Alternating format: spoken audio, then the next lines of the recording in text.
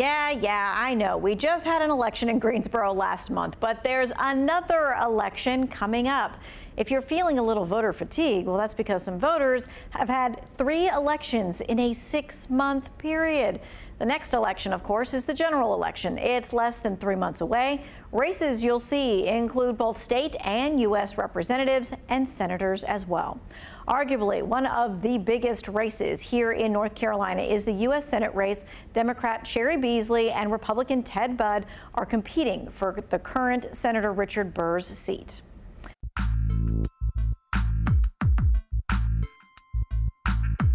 The one thing I said is the race that's going to be going into the night is McCrory-Budd, and we knew it by 8:30.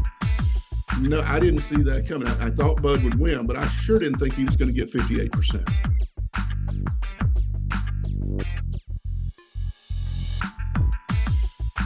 Democratic primary wasn't a huge shock, as you just heard, but Budd's win was a little bit more surprising there.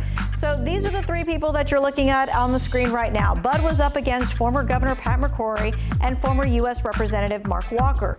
What he had that the other candidates didn't was a high-profile endorsement.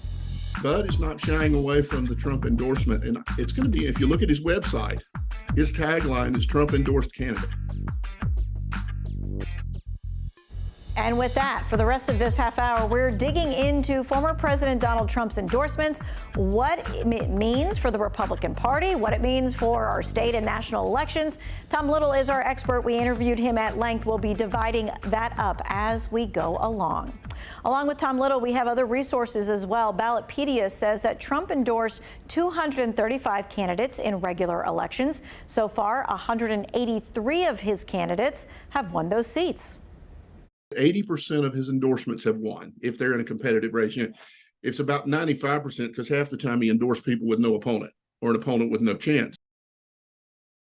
But there are instances where Trump's endorsements have lost the seat. 17 of his candidates did not succeed. And Little says part of the reason is who won the elections in the past. The power of incumbency.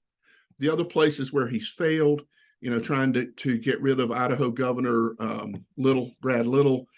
I'm trying to think other incumbents that he tried to go after. You know, the power of incumbency is still pretty strong. But the power of incumbency does not hold strong for everyone. We saw it here in North Carolina with the Trump-backed candidate Madison Cawthorn in the North Carolina District 11 U.S. House race. Overall, though, Trump's candidates are successful. The concept of someone in his position even making these kinds of endorsements is not something that any of us really have ever seen. This is something that, at least in my memory, is unheard of. Normally, when a candidate loses for president, they sort of fade into the background. But the difference here is Trump has convinced about half the Republicans that he didn't lose. So in their mind, he's not a loser. Little says Donald Trump has dramatically changed the Republican Party. One place we can see such a big change is in Wyoming. Incumbent Congresswoman Liz Cheney, a more traditional Republican with a strong Republican lineage, lost to a Trump endorsement. You know, there's not much you can do there in the state of Wyoming. I mean, I'm still shocked that she lost by 33 points. Not shocked that she lost, but it's really a sad statement about our politics when somebody who's given that much and has a family name like she does in Wyoming loses by 30 points. Cheney was defiant in her defeat. She warned voters that their embracing of former President Trump and his lies is a threat to democracy itself. Now she weighs a run for the White House in 2024. This primary election is over, but now the real work begins. Moments after conceding in one of this summer's marquee races, Congresswoman Liz Cheney took the stage at dusk, with her father, former Vice President Dick Cheney, looking on, and outlined her next mission. I will do whatever it takes to ensure Donald Trump is never again anywhere near the Oval Office, and I mean it. Cheney quickly moved to set up a new political action committee, explicitly focused on stopping Trump, whom she sees as a threat to democracy, due to the way he has convinced some Republicans to echo his baseless claim that the 2020 election was stolen. She also did not rule out a possible run for president in 2024. Abraham Lincoln was defeated in elections for the Senate and the House before he won the most important election of all. While Cheney has a national profile and fundraising base, her ambitions for a revival of traditional Republican politics face a stark political reality. The GOP here in Wyoming and in most red states remains the party of Trump. Cheney's Trump-backed challenger, Harriet Hageman, beat Cheney in a rout. We are no longer going to tolerate representatives who don't represent us. In a statement, Trump crowed about her defeat, saying Cheney can now finally disappear into the depths of political oblivion. She is now the 8th House Republican who supported Trump's impeachment following the Capitol attack to be heading for the exits after this term. Meanwhile, election deniers across the country are gaining traction inside the Republican Party. And here in Wyoming last night, the Republican nominated for Secretary of State is someone who has made repeated and baseless claims about the 2020 election being stolen from Trump. Robert Costa, CBS News, Jackson, Wyoming.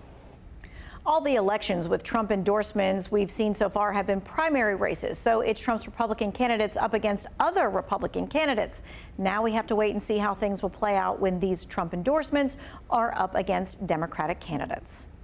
What I wonder, and I wonder this nationwide, in the cases where Trump endorsed candidates won the primary, what are the other the quote unquote establishment Republicans going to do?